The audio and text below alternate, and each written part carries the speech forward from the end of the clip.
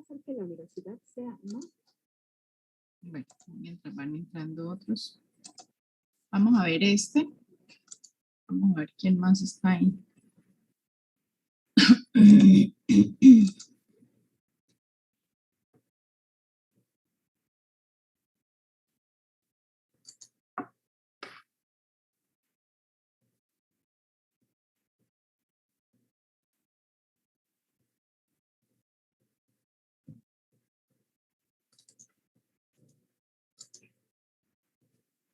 El electrocardiograma es el registro gráfico de la actividad eléctrica del corazón.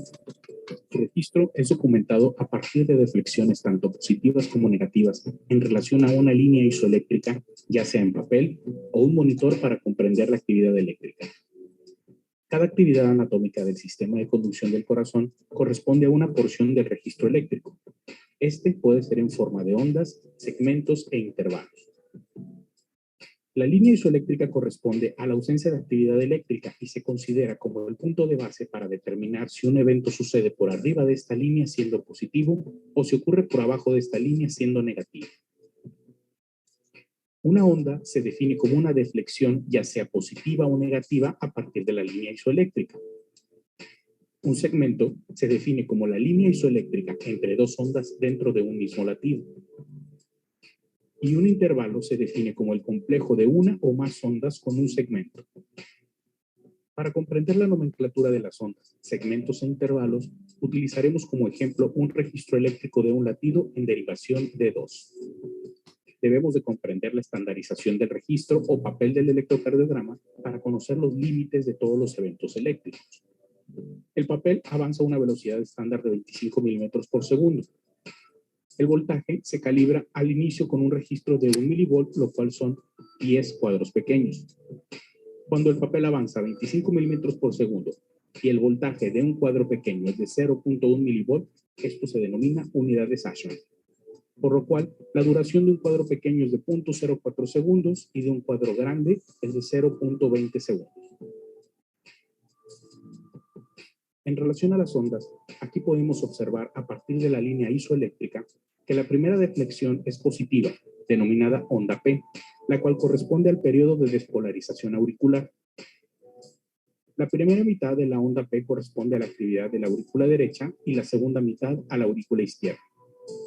Debe ser una onda redondeada con un voltaje menor a los 3 cuadros pequeños o 0.3 milivolts. Cuando esta es mayor a los 0.3 milivolts, se correlaciona con un crecimiento de la aurícula derecha. Cuando la morfología de la onda P no es redondeada, sino mellada o en forma de M, se correlaciona al crecimiento de la aurícula izquierda y esto a su vez a enfermedad de la válvula mitral. La siguiente deflexión ocurre hacia abajo o negativa, luego hacia arriba o positiva y de nuevo hacia abajo o negativa, siendo más negativa que la primera. Este conjunto de ondas se denomina complejo QRS, siendo la primera deflexión negativa la onda Q, correspondiente a la despolarización del septum interventricular. La positiva se denomina onda R, que corresponde a la despolarización del ventrículo izquierdo, y la última negativa se denomina onda S, correspondiente a la despolarización del ventrículo derecho. En muchas ocasiones la onda Q no se encuentra visible ya que la fuerza eléctrica del ventrículo izquierdo vence por principio de vectores a las fuerzas del septum. Cuando la onda Q es mayor a un cuadro de duración o 0.04 segundos y de amplitud mayor a los 2/3 de todo el complejo QRS, se consideran ondas Q patológicas que se encuentran en casos de necrosis miocárdica o cicatriz. La amplitud de la onda R es variable dependiendo de muchos factores como la complexión del paciente, el nivel de albúmina sérico, la presencia de enfermedades pulmonares obstructivas, un taponamiento cardíaco o hipotiroidismo. La onda S corresponde a la despolarización del ventrículo derecho, la cual es de menor voltaje que la onda R por tener menor masa muscular que el ventrículo izquierdo. La duración de estas ondas se realiza con el complejo QRS completo, que debe medir entre 0.08 y 0.12 segundos. Cuando se encuentra con una duración mayor, se denomina QRS ensanchado y generalmente se encuentra asociado a bloqueos de rama tanto izquierda como derecha, así como en hipercalemia, hipotermia o hipertrofia ventricular izquierda o derecha. En casos en que aparezca una segunda deflexión positiva, se denomina R'.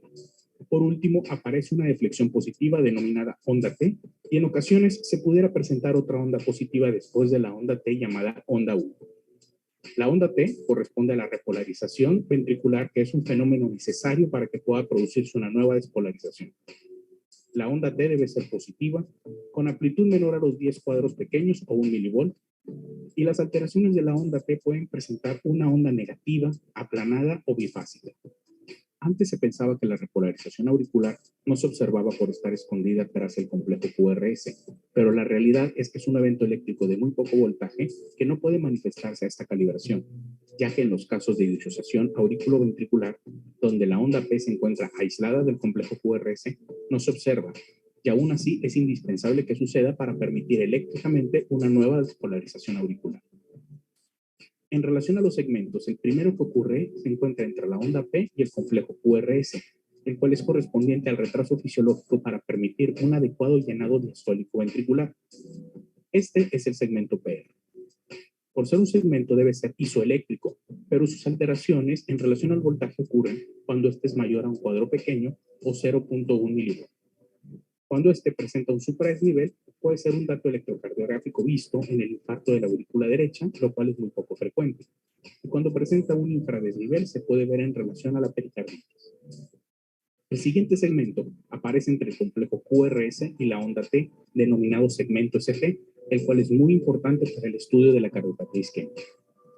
Las variaciones normales del voltaje del segmento ST pueden ser de hasta un cuadro pequeño o 0.1 milivolt, ya que cuando este se encuentra con supradesnivel o infradesnivel, se encuentra asociado a isquemia miocárdica o en ocasiones a infarto subepicárdico o subendocárdico. Las características electrocardiográficas a más detalle de la cardiopatía isquémica serán revisadas en otro video. El primer intervalo que incluye a la onda P y al segmento PR se denomina intervalo PR, que es de suma importancia para el estudio de la comunicación eléctrica auriculoventricular. Este debe medir de 0.10 a 0.20 segundos. Cuando es de menor duración, se encuentra asociado a síndromes de preexcitación como el Wolff-Parkinson-White y el Long-Gannon-Levin. Y cuando se encuentra prolongado, es por una disociación auriculoventricular, el cual tiene que determinarse en mayor detalle. Se recomienda ver el video de electrocardiografía de arritmias para estudiar a detalle los bloqueos o las disociaciones auriculoventriculares. El otro intervalo presente inicia en la onda Q hasta el final de la onda T, llamado intervalo QT. Este intervalo marca la duración eléctrica de la sístole ventricular, tanto en su despolarización como en su repolarización. La duración de este intervalo varía porque es dependiente de la frecuencia cardíaca, siendo de menor duración si hay una mayor frecuencia cardíaca y de mayor duración si hay una menor frecuencia cardíaca. Para poder ajustar o corregir el intervalo QT a la frecuencia cardíaca, se utilizan fórmulas dependientes de la frecuencia cardíaca que nos dan un número llamado QT corregido. La fórmula más utilizada es la fórmula de Bassett, que nos indica que el QT corregido es igual a la frecuencia cardíaca sobre la raíz cuadrada del intervalo RR medido en milisegundos. La duración del intervalo QT en varones es de 430 a 450 milisegundos y en mujeres entre 451 y 470 milisegundos. Tanto la prolongación como el acortamiento del QT se ha asociado a la presencia de arritmias letales por efectos de algunos fármacos, así como en el síndrome de QT prolongado o corto y alteraciones del calcio serio. Ahora que hemos revisado cada uno de los eventos eléctricos de un electrocardiograma, hay que saber que cada derivación puede tener excepciones o variaciones al no manifestar de la misma manera todos los registros, por lo cual se recomienda siempre tener esos factores en cuenta al momento de revisar las 12 derivaciones de un electrocardiograma estándar.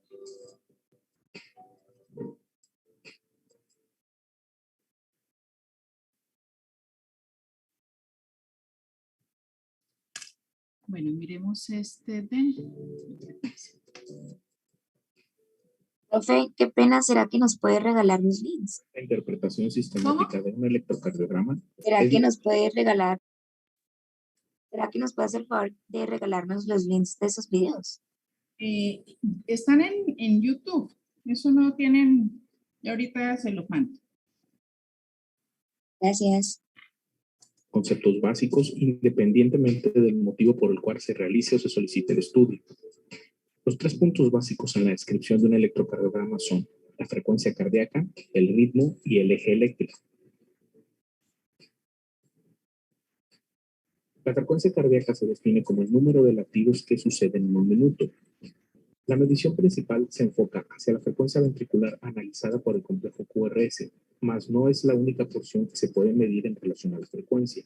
También se puede describir de esta manera la frecuencia auricular, la cual es muy útil en algunas arritmias. Hay distintos métodos para determinar la frecuencia cardíaca, siendo algunos más exactos que otros.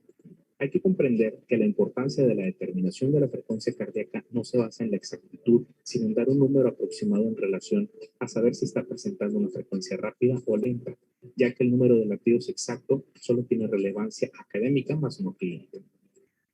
Otro punto muy importante para determinar la frecuencia cardíaca es saber si la frecuencia es regular, ya que algunos trastornos del ritmo pueden ocasionar latidos irregulares y eso dificulta ocasionalmente la determinación tanto exacta como aproximada, como en el caso de la fibrilación auricular, el flóter auricular de respuesta variable o la presencia tanto de extrasístoles auriculares o ventriculares y algunas arritmias sinusales. La manera más sencilla de determinar la frecuencia cardíaca exacta es tomar un trazo electrocardiográfico durante 60 segundos y contar el número de complejos eléctricos. Este método es tanto aplicable para ritmos regulares como irregulares, pero es un método muy poco práctico y tardado. Otro método para determinar la frecuencia cardíaca exacta es contar el número de cuadros pequeños entre dos complejos a analizar y dividir 1500 entre el número de cuadros pequeños. Este método puede ser tardado dependiendo de la habilidad del interpretador para realizar el cálculo matemático de manera mental, escrita o utilizando alguna calculadora, y solo es aplicable cuando la frecuencia cardíaca es regular, ya que la medición entre latidos irregulares puede hacer una precisión errónea. En este ejemplo observamos que hay 21 cuadros pequeños entre los dos complejos eléctricos y dividimos 1500 entre 21 para obtener 71 latidos por minuto. El método más utilizado por su sencillez y rapidez consiste en buscar un latido que ocurra lo más cercano a alguna línea gruesa del papel donde fue impreso, y contando bajo una constante de las siguientes líneas gruesas podemos determinar de manera aproximada la frecuencia cardíaca. La constante que se utiliza es a partir de la primera línea gruesa con 300, después 150, después 100, después 75, después 50 y después 42. En este mismo ejemplo, utilizando este método, podemos determinar que hay 4 líneas para llegar hasta el siguiente latido, por lo cual calculamos la primera línea como 300, la segunda como 150, la tercera como 100 y la cuarta como 75. Es muy frecuente encontrar un complejo QRS muy cercano a una línea gruesa, pero el siguiente latido no se presenta de la misma manera. En estos casos, lo que se hace es calcular el valor de cada cuadro pequeño para sumarlo o restarlo dependiendo la línea más cercana al segundo latido. En este ejemplo podemos observar que el latido ocurre justo después de la cuarta línea, por lo cual cada cuadro pequeño tiene un valor de 3. Así que podemos tanto sumar o restar el valor dependiendo del punto en el que partimos para contar.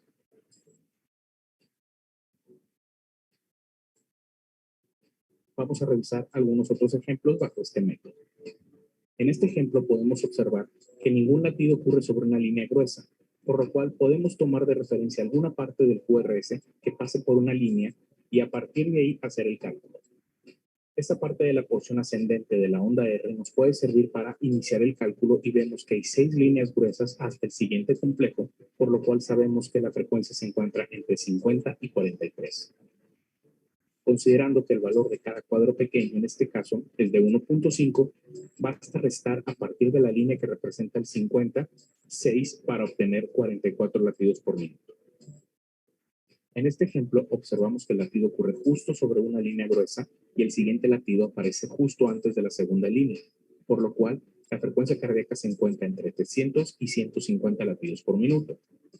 En este caso, el valor de cada cuadro pequeño es de 30, por lo cual sumamos 30 a los 150 que representa la segunda línea y obtenemos 180 latidos por minuto. Este método es aplicable para ritmos regulares, ya que el margen de error es amplio en latidos irregulares o si utilizamos un extrasístole para esta medición. En los casos de ritmos irregulares, como la fibrilación auricular, en la cual cada espacio entre latidos es distinto, debemos utilizar un método distinto. Este método consiste en localizar en el trazo del ritmo, que en la gran mayoría de los electrocardiogramas de hoja completa aparece en la parte inferior, y podemos contar el número de latidos que aparecen en 6 segundos, considerando que un segundo está formado por 5 cuadros grandes, por lo cual debemos de contar el total de latidos en 30 cuadros grandes que van a ser 6 segundos y multiplicarlo por 10. De esa manera calculamos el minuto completo y damos un número aproximado de la frecuencia cardíaca real. En este ejemplo de ritmo irregular secundario a una fibrilación auricular, podemos observar que el número de latidos durante los 6 segundos son 17 y los multiplicamos por 10 obtenemos 170 latidos por minuto. Hay que recordar que no existe una derivación en específico para poder valorar la frecuencia cardíaca, ya que es el mismo latido que estamos analizando de distintas proyecciones eléctricas, por lo que se recomienda utilizar la que presente de manera más evidente los complejos QRS. La determinación del ritmo cardíaco es muy importante, ya que nos indica el origen anatómico eléctrico del latido cardíaco. Ocasionalmente se confunde el término de ritmo con el de frecuencia cardíaca, pero ya revisamos previamente que la frecuencia cardíaca nos determina la velocidad del latido y el ritmo nos determina el origen de ese latido. No todas las derivaciones favorecen al estudio del ritmo, ya que el vector de despolarización auricular es hacia abajo, adelante y hacia la izquierda, en los cuales se observan en las derivaciones D2 y V1. Mas no siempre se va a limitar a estas dos derivaciones, ya que por las mismas variaciones anatómicas de la posición del corazón, algunas derivaciones pueden mostrar una onda P más evidente que las típicas, por lo cual la recomendación es que se estudie donde se vea mejor la onda P. Un ritmo normal que se origina en el nodo sinusal se denomina ritmo sinusal. Los criterios para poder establecer que un ritmo es sinusal es la presencia de ondas P seguida de todo complejo QRS en todos los latidos y siendo esta onda P positiva en D2 y negativa en AVR. Si alguno de estos criterios no se cumple, no se puede denominar como ritmo sinusal y es necesario un análisis más minucioso del ritmo para determinar el origen eléctrico del latido. En este ejemplo podemos observar la presencia de ondas P antes de cada complejo QRS, siendo morfología positiva en D2 y negativa en AVR, por lo cual se confirma que el ritmo es sinusal. En este otro ejemplo, observamos la presencia de ondas P previa a cada complejo QRS, pero la morfología de la onda P es positiva en D2 y positiva en AVR, por lo cual, de manera estricta, podemos decir que este es un ejemplo de un ritmo que no es sinusal. Es muy importante poner suma atención en estos casos, ya que la mayoría de las ocasiones que sucede es por una mala colocación de los cables. En este siguiente ejemplo podemos observar que no existe una onda P definida previa a los complejos QRS y solo se aprecia ruido fino de la línea de base. Con esta información podemos asegurar que este ritmo no es sinusal. En los casos en que determinamos que un ritmo no es sinusal, estamos obligados a dar un nombre al ritmo que está apareciendo, por el cual se recomienda ver el video referente a las arritmias para un mejor entendimiento y análisis electrocardiográfico. La determinación del eje eléctrico es una de las partes que se consideran más complejas a estudiar por presentar diversos métodos. El eje eléctrico nos indica la sumatoria de todos los vectores de despolarización auricular en la onda P, ventricular en el complejo QRS y la repolarización ventricular en la onda P. Con finalidad de aplicación clínica, solo se acostumbra a determinar el eje eléctrico ventricular con la utilización del complejo QRS. Así como se describió previamente en la frecuencia cardíaca, la determinación exacta del eje eléctrico es meramente académica, más no práctica, por lo que se prefieren métodos no tan exactos pero más prácticos, ya que no hay una correlación clínica con las mínimas variaciones entre los diversos métodos. Las derivaciones utilizadas para esta determinación son las derivaciones frontales.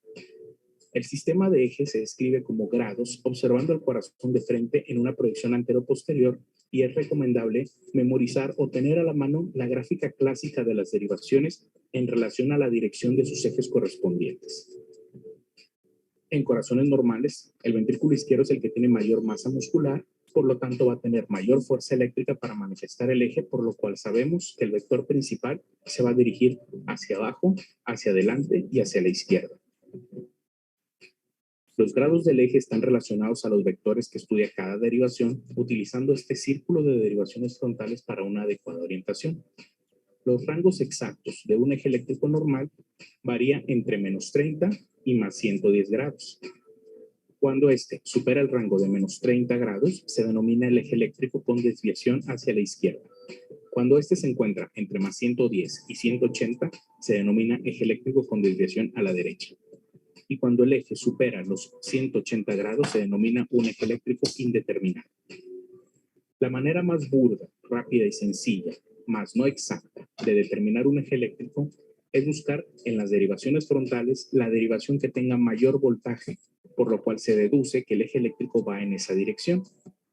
En este ejemplo podemos observar que la derivación de mayor voltaje es D2, por lo cual, utilizando la gráfica de los grados, podemos determinar de una manera rápida que el eje se encuentra a más 60 grados.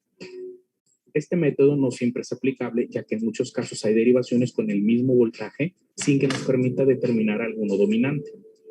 Otro método utilizado se basa en buscar la derivación frontal que tenga un voltaje isobifásico. Isobifásico es el término aplicado cuando el complejo QRS tiene el mismo voltaje tanto positivo como negativo. Si determinamos una derivación isobifásica, necesitamos encontrar la derivación que cruza perpendicular para poder determinar si esta es positiva o negativa y describir el eje. En el ejemplo previo podemos observar que la derivación isobifásica es AVL y considerando que la derivación que es perpendicular es D2 y esta tiene un predominio positivo, podemos saber que el eje se encuentra en más 60 grados. Este método exige la memorización de todas las derivaciones con sus ejes de exploración respectivos, por lo cual en algunas ocasiones o debido a la poca experiencia en interpretación es poco práctico o puede ser tardado. Otro método que es el más utilizado en la práctica clínica es el de los cuadrantes. En este método utilizamos solo dos derivaciones perpendiculares para poder separar en 4 cuadrantes, 2 superiores y 2 inferiores con una división derecha-izquierda. La derivación que nos va a permitir dividir el corazón en mitad derecha e izquierda es de 1, ya que su exploración eléctrica corre de 0 a 180 grados. Cuando esta derivación tiene predominio de voltaje positivo, nos indica que el eje se encuentra en algún punto de la mitad izquierda. Cuando es de predominio negativo, el eje se encuentra en algún punto de la mitad derecha. Con solo el estudio de la derivación de 1 no podemos determinar si el eje se encuentra en la mitad superior o inferior. Para eso necesitamos una derivación perpendicular a D1, la cual es AVF, que nos va a permitir dividir la situación anatómica del eje en una porción superior e inferior. Cuando el predominio es positivo en AVF, el eje se encuentra en algún punto de la mitad inferior y cuando el predominio es negativo se encuentra en un punto de la mitad superior. Con este principio podemos hacer el análisis de D1 y AVF para poder determinar el cuadrante del eje eléctrico y utilizamos de orientación la siguiente tabla. Si tenemos D1 positivo y AVF positivo, eso es un eje normal ya que se encuentra entre 0 y más 90 grados. Si tenemos D1 positivo y AVF negativo, el eje se encuentra desviado hacia la izquierda ya que se encuentra entre 0 y menos 90 grados. Cuando tenemos D1 negativo y AVF positivo, es un eje desviado hacia la derecha, ya que se encuentra entre más 90 y 180. Y si tenemos D1 negativo y AVF negativo, es un eje indeterminado que se encuentra entre 180 y menos 90. En este ejemplo, podemos ver que se encuentra D1 y AVF con predominio positivo, por lo cual el eje se encuentra en el cuadrante inferior izquierdo entre 0 y más 90 grados, lo cual es un eje normal. En este otro ejemplo podemos observar que D1 se encuentra negativo y AVF isobifásico, por lo cual el eje se encuentra en el cuadrante inferior derecho y al ser isobifásico AVF, el eje exacto se encuentra a 180 grados, siendo un eje desviado a la derecha. En este último ejemplo podemos observar que D1 se encuentra positivo y AVF negativo, por lo cual el eje se encuentra en el cuadrante superior izquierdo entre 0 y menos 90 grados, siendo un eje desviado hacia la izquierda. Ahora que hemos revisado estos 3 puntos básicos, que son la frecuencia cardíaca, el ritmo y el eje eléctrico, se deben utilizar en todo electrocardiograma que se interprete. Bueno, un segundito, te voy a copiar las direcciones.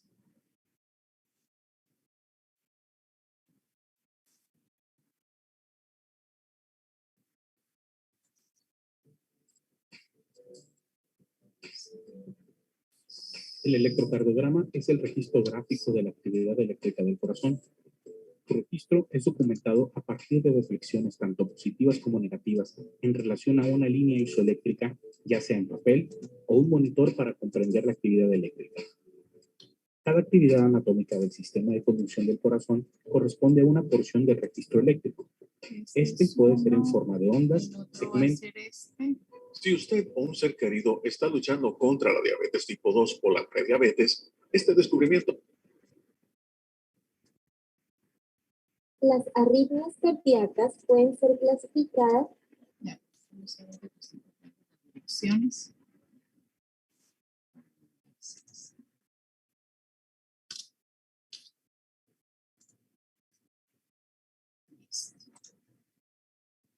¿Están viendo la pantalla? Sí. Sí, señora. Señora. Sí, profe. Bueno, ahora presten atención a este que es súper importante. Ya les mando eso en chat. por sitio de origen. Los ritmos sinusales se originan en el nodo sinoauricular o nódulo SA. Los ritmos auriculares se originan en las aurículas. Los ritmos ventriculares se originan en los ventrículos. El ritmo sinusal es el ritmo normal del corazón establecido por su marcapasos natural en el nódulo SA. En un corazón sano, el nódulo SA dispara de 60 a 100 veces por minuto, dando por resultado la frecuencia cardíaca normal de 60 a 100 latidos por minuto. Las variaciones más comunes del ritmo sinusal incluyen bradicardia sinusal, cuando el nódulo SA dispara menos de 60 veces por minuto, resultando en una frecuencia cardíaca más lenta de menos de 60 latidos por minuto. Y taquicardia sinusal, cuando el nódulo SA dispara más de 100 veces por minuto, generando una frecuencia cardíaca más rápida de más de 100 latidos por minuto. La bradicardia sinusal y la taquicardia sinusal pueden ser normales o clínicas dependiendo de la causa subyacente. Por ejemplo, la bradicardia sinusal se considera normal durante el sueño y la taquicardia sinusal puede ser normal durante el ejercicio físico. Las arritmias cardíacas que se originan en otras partes de las aurículas son siempre clínicas.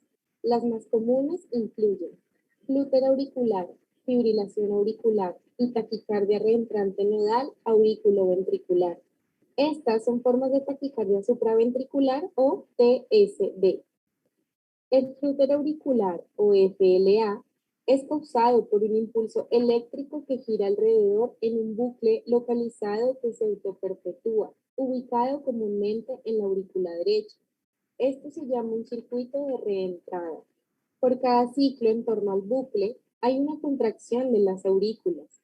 La frecuencia auricular es regular y rápida, entre 250 y 400 latidos por minuto. La frecuencia ventricular o frecuencia cardíaca, sin embargo, es más lenta, gracias a las propiedades refractarias del nódulo AB. El nódulo AB evita que parte de los impulsos auriculares lleguen a los ventrículos. En este ejemplo, solo 1 de cada 3 impulsos auriculares se abre paso hasta los ventrículos. Por lo tanto, la frecuencia ventricular es 3 veces más lenta que la frecuencia auricular. La frecuencia ventricular en un FLA es por lo general regular, pero también puede ser irregular. En un ECG, el flúter auricular se caracteriza por la ausencia de ondas P normales.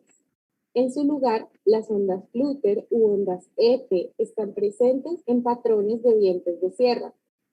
La fibrilación auricular es causada por múltiples impulsos eléctricos que inician aleatoriamente desde muchos lugares ectópicos en y alrededor de las aurículas, por lo general cerca de las raíces de las venas pulmonares. Estas señales eléctricas caóticas no sincronizadas hacen que las aurículas tiemblen o fibrilen en vez de contraerse. La frecuencia auricular durante la fibrilación auricular puede ser extremadamente alta, pero la mayoría de los impulsos eléctricos no pasan a través del nódulo AB hasta los ventrículos. De nuevo, gracias a las propiedades refractarias de las células del nódulo AB. Aquellas que sí atraviesan son irregulares. La frecuencia ventricular o frecuencia cardíaca es por lo tanto irregular y puede variar de lenta, menos de 60, hasta rápida, más de 100 latidos por minuto. En el ECG, la fibrilación auricular se caracteriza por la ausencia de ondas P y por complejos QRS estrechos e irregulares.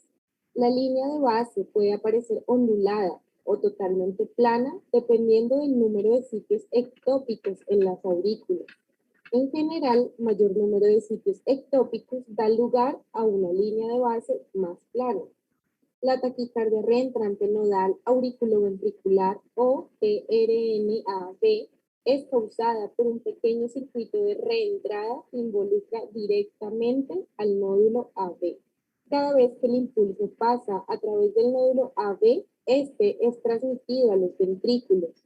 La frecuencia auricular y la frecuencia ventricular son, por lo tanto, idénticas. La frecuencia cardíaca es regular y rápida, que va desde 150 hasta 250 latidos por minuto. Los ritmos ventriculares son los más peligrosos. De hecho, se llaman ritmos letales.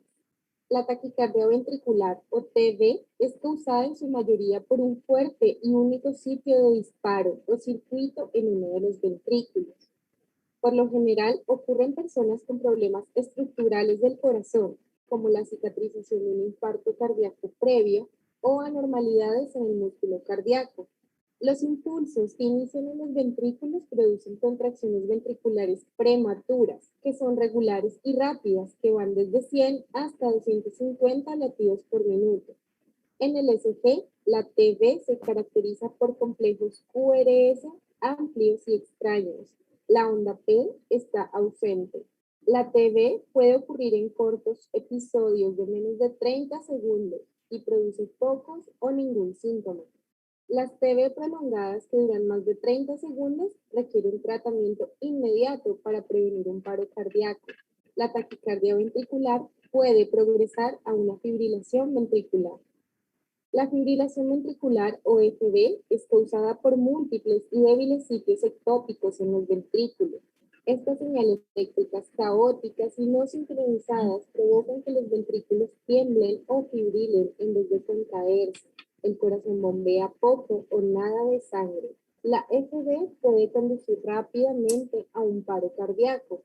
El ECG de una FV se caracteriza por ondas de forma irregular y aleatoria de amplitud variable, sin onda P, complejo QRS u onda T identificables. La amplitud disminuye con el tiempo, desde la FV tosca inicial hasta la FV fina y en última instancia hasta la línea plana.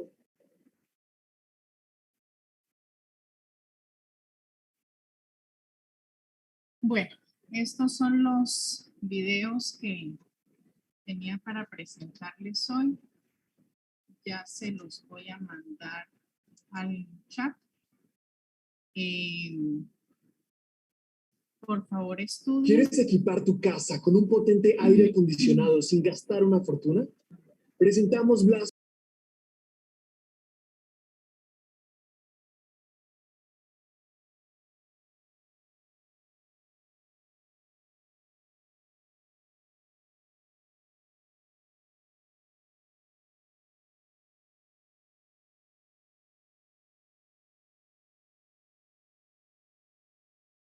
Profe, no se le escucha.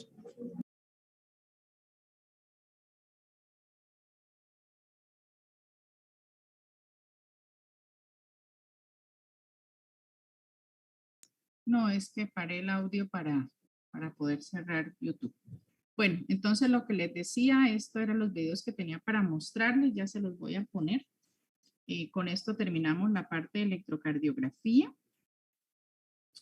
Y mañana, Dios mediante, pues yo les aviso a qué hora nos vamos a ver.